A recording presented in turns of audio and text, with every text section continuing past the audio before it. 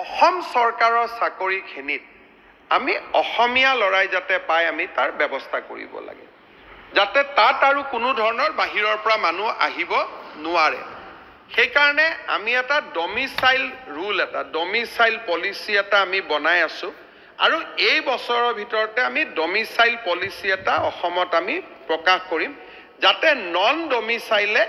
10% চাকৰিত এপ্লাই কৰিব পাৰে হাইকোৰ্টৰ জাজমেন্ট আছে যে আমি চাকৰিত ৰেষ্ট্ৰিকশন আনিব নোৱাৰো কিন্তু বিধানসভাত আইন পাস কৰি আমি এটা ৰেষ্ট্ৰিকশন আনিব খুজিছো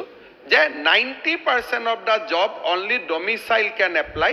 10% জব আমি খোলা ৰাখিম বাহিৰৰ পৰা নহয় তাতো পিআৰসি লাগিব কিন্তু domicile is a must record and PRC আজি হৈছে পিআৰসি থাকিলে সব এপ্লাই কৰিব পাৰে অসমত 2 বছৰ আহি থাকিলে পিআৰসি পাব পাৰে গতিকে পিআৰসি 100% লাগিব কিন্তু 90% ডমিসাইল হ'ব লাগিব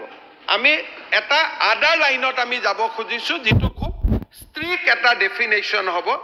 এই বছৰৰ শেষৰ ফালে আমি ষ্টেট ডমিসাইল পলিচি আমি লম দল সংগঠন সকলৰ লগতো আমি কথা পাতিম তেতিয়া grade 3 grade 4 class 1 class 2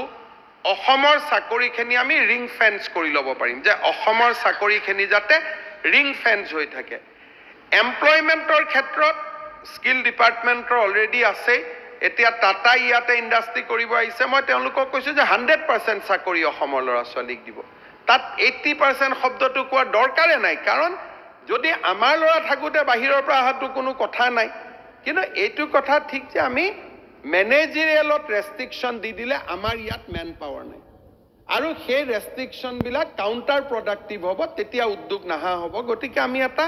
fine balance এটা মেইনটেইন কৰি আমি কাম কৰি যাম সদনক এই আলোচনাৰ বাবে মই ধন্যবাদ জনাইছো